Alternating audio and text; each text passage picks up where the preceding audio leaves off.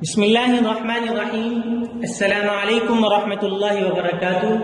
عزیز طلباء اکرام، ہم پڑھ رہے تھے لغت القرآن حصۃ قواعد النحو الدرس الاول الجملۃ المفیدہ۔ اس سبق میں ہم نے مرکب کی دو قسمیں پڑھی تھیں، مرکب ناقص اور مرکب تام۔ مرکب تام کے متعلق ہم نے یہ بھی پڑھا تھا کہ اسے جملہ مفیدہ بھی کہتے ہیں۔ اب آئیں آج ہم جملہ مفیدہ کی باقی تفصیلات پڑھتے ہیں۔ دیکھیے بیٹا، جملہ مفیدہ کم از کم دو کلمات سے مل کر بنتا ہے۔ کتنے کلمات سے؟ کم از کم دو کلمات سے مل کر بنتا ہے۔ مثال دیکھیے، الحدیقۃ واسعۃ۔ اس جملے میں بیٹا کتنے کلمات ہیں؟ دو۔ الحدیقۃ الگ ایک کلمہ ہے اور واسعۃ الگ ایک کلمہ ہے۔ جب یہ دونوں کلمات آپس میں ملے تو کیا بنا؟ جملہ مفیدہ۔ جملہ مفیدہ۔ اور آپ کہتے ہیں باغ کشادہ ہے۔ دوسری مثال دیکھیے، یجلس احمد۔ یجلس ایک الگ کلمہ ہے، احمد ایک الگ کلمہ ہے۔ ان دونوں الگ الگ کلموں سے مل کر کیا بنا؟ جملہ مفیدہ۔ اور آپ کو بات مکمل سمجھ میں آ رہی ہے کہ احمد بیٹھا ہے۔ تو بیٹا ہمیں یہ بات اچھی طرح سے سمجھ میں آ گئی کہ جملہ مفیدہ کم از کم کتنے کلمات سے مل کر بنتا ہے؟ دو۔ اب آئیے ہم دوسری بات سمجھتے ہیں جملہ مفیدہ کے متعلق کہ جملہ مفیدہ میں دو جز ہوتے ہیں۔ یہ تو ہمیں بات سمجھ میں آ گئی، جملہ مفیدہ میں کتنے جز ہوتے ہیں؟ دو۔ جیسے یہاں ہمیں مثال میں الحدیقہ اس جملے کا ایک جز نظر آ رہا ہے، واسعۃ اس کلمے کا دوسرا جز۔ اسی طرح یجلس احمد، اس میں یجلس اس جملے کا ایک جز ہے اور احمد دوسرا جز ہے۔ ہمیں یہ بات سمجھ میں آ گئی ہے کہ جملہ مفیدہ میں کم از کم کتنے جز ہوں گے؟ دو۔ ان میں سے جس جز کے بارے میں کوئی خبر دی جا رہی ہو، کوئی بات بتائی جا رہی ہو، اس جز کو، اس ذات کو، اس چیز کو ہم کیا کہیں گے؟ مسند الیہ کہیں گے۔ کیا کہیں گے بیٹا؟ مسند الیہ۔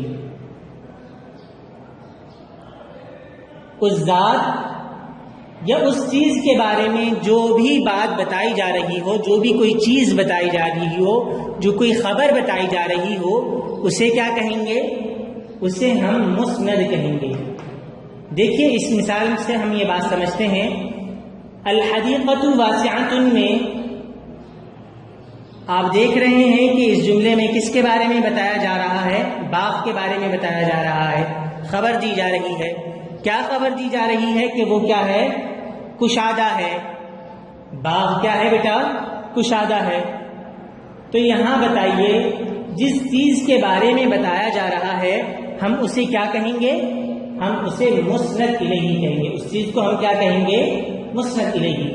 اور جو خبر دی جا رہی ہے اس چیز کے بارے میں، اسے ہم کیا کہیں گے؟ مسند کہیں گے۔ تو الحدیقۃ مسند الیہ اور واسعۃ مسند۔ دوسری مثال دیکھیے، یجلس احمد۔ اس جملے میں کس کے بارے میں بات ہو رہی ہے؟ کس کے بارے میں خبر دی جا رہی ہے کہ وہ بیٹھا ہے؟ احمد کے بارے میں خبر دی جا رہی ہے کہ وہ بیٹھا ہے۔ تو بتائیے بیٹا احمد کیا ہوگا؟ احمد مسند الیہ کہلائے گا۔ احمد مسند الیہ ہوگا۔ اور احمد کے بارے میں جو خبر دی جا رہی ہے، جو بات بتائی جا رہی ہے، وہ کیا ہے؟ یجلس، وہ بیٹھا ہے۔ تو یہ یجلس کیا ہوگا؟ مسند ہوگا۔ ہمیں یہ بات اچھی طرح سے سمجھ میں آ گئی ہے۔ ایک بات پھر سے دہراتے ہیں، جملہ مفیدہ کے دو جزءوں میں سے کسی ایک جز کے بارے میں کوئی خبر دی جا رہی ہوگی، کوئی بات بتائی جا رہی ہوگی، جس ذات اور جس چیز کے بارے میں بتایا جا رہا ہوگا، اس ذات اور اس چیز کو مسند الیہ کہیں گے۔ اور جو بات، جو خبر بتائی جا رہی ہو، جو خبر دی جا رہی ہو، اس خبر کو ہم کیا کہیں گے؟ مسند کہیں گے۔ یہی بات کہی، جملے میں جس شخص یا جس چیز کے بارے میں بتایا جا رہا ہو اسے مسند الیہ کہتے ہیں۔ کیا کہتے ہیں؟ مسند الیہ۔ اور جو بات بتائی جا رہی ہو اسے مسند کہتے ہیں۔ جیسے الحدیقہ باغ واسعۃ کشادہ ہے، تو کس کے بارے میں بتایا جا رہا ہے؟ باغ کے بارے میں. تو الحدیقہ کیا ہوگا؟ مسند الیہ. کیا بتایا جا رہا ہے باغ کے بارے میں؟ کہ وہ کشادہ ہے. تو یہ واسعۃ کیا ہوگا بیٹا؟ مسند ہوگا. اب ہم دوسری بات سمجھتے ہیں. ہمیں یہ بات پتہ چل گئی کہ جملے کے دو جزءوں میں سے کوئی ایک جز مسند ہوتا ہے اور دوسرا مسند الیہ ہوتا ہے. یہ بات ہمیں سمجھ میں آ گئی. تو دیکھیے بیٹا، جملہ جو ہے یہ مسند اور مسند الیہ سے مل کر مکمل ہوتا ہے. جس جملے میں ہمیں مسند اور مسند الیہ دونوں نظر آئیں گے تو پھر ہم اس جملے کو مکمل سمجھیں گے.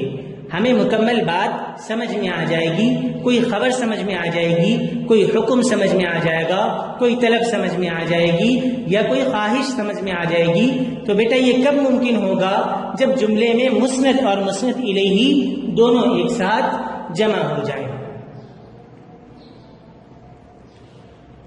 یہی بات کہی، جملہ مسند اور مسند الیہ سے مل کر مکمل ہوتا ہے. جیسے مثال کے طور پہ دیکھیے، یجلسو احمد میں یجلسو کیا ہے؟ مسند ہے. یجلسو ہو، احمد اگر کچھ بھی نہ ہو تو آپ اسے جملہ کہیں گے یا کلمہ کہیں گے؟ آپ اسے کلمہ کہیں گے کیونکہ یہ اکیلا ہے، مرکب نہیں ہے، جملہ نہیں ہے، کوئی بات سمجھ میں نہیں آ رہی اس سے.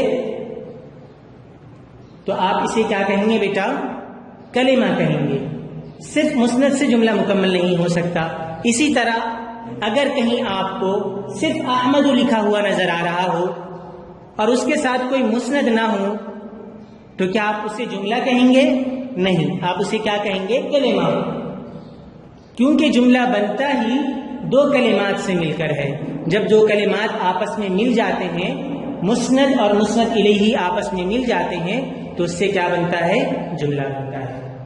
اب آئیے بیٹا ہم چوتھی بات پڑھتے ہیں، اور وہ یہ ہے کہ جملہ مسند اور مسند الیہ سے مل کر جب بنتا ہے تو مسند اور مسند الیہ کی وجہ سے اس جملے کے درمیان میں ایک ربط اور تعلق پیدا ہو جاتا ہے. ایک ربط اور تعلق پیدا ہو جاتا ہے جس کی بنیاد پر یہ الگ الگ کلمات ایک جملے کی شکل اختیار کر لیتے ہیں. دیکھیے الحدیقہ الگ کلمہ تھا، واسعۃ الگ، لیکن جب یہ مسند اور مسند الیہ کی صورت میں ایک جملے میں جمع ہو گئے تو پھر انہوں نے کس کی شکل اختیار کر لی؟ یہ کلمات کی شکل سے نکل کر انہوں نے جملے کی شکل اختیار کر لی. اسی طرح یجلس الگ کلمہ تھا، احمد الگ کلمہ تھا. جب یہ ایک جملے میں واقع ہوئے اور مسند مسند الیہ بن گئے تو یہ کلمات کی شکل سے نکل کر انہوں نے کس کی شکل اختیار کر لی؟ جملے کی شکل اختیار کر لی. اس ربط اور تعلق کو اسناد کہتے ہیں. کیا کہتے ہیں؟ اس ربط اور تعلق کو اسناد. یہ دیکھیے یہی بات کہی، مسند اور مسند الیہ سے کلمات کے درمیان ایک ربط اور تعلق پیدا ہو جاتا ہے جس سے کلمات جملے کی شکل اختیار کرتے ہیں. اس ربط اور تعلق کو اسناد کہتے ہیں. کیا کہتے ہیں بیٹا؟ اسناد کہتے ہیں. اب پانچویں اور آخری بات سمجھیے کہ اردو جملوں میں بات کے مکمل ہونے کی علامت یہ ہوتی ہے، جملے کی مکمل ہونے کی علامت یہ ہوتی ہے کہ اس جملے کے اخیر میں لفظ ہے یا ہے آتا ہے، جس سے ہمیں یہ بات پتہ چلتی ہے کہ یہاں یہ جملہ مکمل ہو گیا ہے. جیسے مثال کے طور پہ دیکھیے آپ، باغ کشادہ ہے، تو یہاں لفظ ہے آخر میں ہے، جس سے ہمیں کیا پتہ چل رہا ہے؟ یہ جملہ مکمل ہے. یا آپ یوں کہیں الاستاذ فی الصف، استاد کلاس میں ہیں، تو اس سے آپ کو کیا بات پتہ چل رہی ہے کہ یہ جملہ مکمل ہے. کیوں؟ کیونکہ لفظ ہیں آ رہا ہے اردو جملے کے اخیر میں، جس سے ہمیں یہ بات پتہ چل رہی ہے کہ یہ علامت جملے کے مکمل ہونے کی ہے. یہاں جملہ مکمل ہو گیا اور یہ جملہ مفیدہ ہے. جبکہ بیٹا عربی جملوں میں کوئی ایسی علامت جملوں میں نہیں ہوتی. جیسے اردو میں لفظ ہے اور ہیں ہوتی ہے، اس طرح عربی جملوں میں کوئی علامت نہیں ہوتی. جیسے ہمیں یہاں کہیں کوئی علامت نظر نہیں آ رہی جس سے ہمیں یہ پتہ چلے کہ ہاں یہ جملہ مکمل ہو گیا. تو ہمیں یہ بات کیسے پتہ چلے گی؟ عربی جملوں میں ہمیں یہ بات پتہ چلے گی مسند اور مسند الیہ سے. ہم دیکھیں گے جملے کے اندر مسند اور مسند الیہ ہے یا نہیں، مسند اور مسند الیہ ہے یا نہیں. اگر کسی جملے میں مسند الیہ موجود ہے تو ہم کہیں گے کہ یہ جملہ مکمل ہے. یہی بات کہی. اردو میں جملہ مکمل ہونے کی علامت یہ ہے کہ اس کے آخر میں لفظ ہے یا ہے آتا ہے، جبکہ عربی میں جملہ مکمل ہونے کی کوئی علامت نہیں. اب آئیں بچوں ہم فائدہ نمبر 2 کی طرف چلتے ہیں. دیکھیے یہاں لکھا ہے جملے میں کسی ایک جز کا اسم ہونا ضروری ہے. جملہ مفیدہ میں کسی ایک جز کا کیا ہونا ضروری ہے؟ اسم. یہ دیکھیے یجلسو احمدو میں یجلسو فعل ہے لیکن احمدو کیا ہے؟ اسم ہے، اور احمدو مسند الیہ ہے کیونکہ اس کے بارے میں بتایا جا رہا ہے. تو احمدو کیا ہے؟ اسم ہے. مطلب یہ کہ جملہ مفیدہ 2 فعلوں سے مل کر مکمل نہیں ہو سکتا. جملہ مفیدہ 2 فعلوں سے مل کر مکمل نہیں ہو سکتا. کیوں؟ کیونکہ جملے میں کسی ایک جز کا اسم ہونا ضروری ہے. وہ اس وجہ سے کہ جملہ مسند اور مسند الیہ سے مل کر مکمل ہوتا ہے، اور مسند الیہ ہمیشہ اسم ہوتا ہے. مسند الیہ کیا ہوتا ہے؟ ہمیشہ اسم. یہ دیکھیے مسند الیہ ہمیشہ اسم ہوتا ہے. مطلب یہ ہوا کہ مسند الیہ فعل نہیں ہو سکتا. مسند الیہ کیا نہیں ہو سکتا؟ فعل نہیں ہو سکتا. تو اس لیے جملہ مفیدہ میں ضروری یہ ہے کہ دونوں جزءوں میں سے کسی ایک جز کا اسم ہونا. یہاں دوسری مثال دیکھیے یجلسو احمدو میں یجلسو فعل ہے لیکن احمدو کیا ہے؟ اسم ہے، اور احمدو مسند الیہ ہے کیونکہ اس کے بارے میں بتایا جا رہا ہے. تو احمدو کیا ہے؟ اسم ہے. اب تیسری بات سمجھیے، کہہ رہے ہیں کہ مسند کبھی اسم اور کبھی فعل ہوتا ہے. مطلب یہ ہوا کہ مسند کے لیے یہ ضروری نہیں ہے کہ وہ اسم ہی ہو یا فعل ہی ہو، بلکہ مسند کبھی تو اسم ہو سکتا ہے اور کبھی فعل. جیسے یہاں پہلی مثال میں الحدیقۃ واسعۃ میں واسعۃ اسم ہے اور یہ کیا ہے؟ مسند ہے. اور دوسری مثال میں یجلسو احمدو میں یجلسو فعل ہے اور کیا ہے؟ مسند ہے. اب اس کے بعد بیٹا آخری بات یہ سمجھیے کہ حرف نہ تو مسند الیہ بن سکتا ہے اور نہ مسند. حرف نہ تو مسند الیہ بن سکتا ہے اور نہ مسند. آ گئی ہے یہ بات سمجھ میں؟ جملے میں کسی ایک جز کا اسم ہونا ضروری ہے. مسند ہمیشہ اسم ہوتا ہے. تیسری بات مسند کبھی اسم اور کبھی فعل ہوتا ہے. اور چوتھی بات حرف نہ تو مسند الیہ ہوتا ہے اور نہ مسند. امید کرتا ہوں کہ آپ کو یہ بات اچھی طرح سے سمجھ میں آ گئی ہوگی. اس ویڈیو کو بار بار دیکھیے اور اچھی طرح سے بات کو سمجھنے کی کوشش کیجیے، اور ساتھ ہی صفحہ نمبر 58 اور 59 میں لکھے الکلمات الجدیدہ کو اچھی طرح سے یاد کیجیے تاکہ ہمیں تمارین کو حل کرنے میں کوئی مشکل نہ ہو. اللہ پاک آپ کا حامی و ناصر، معین و مددگار ہو. السلام علیکم ورحمۃ اللہ وبرکاتہ.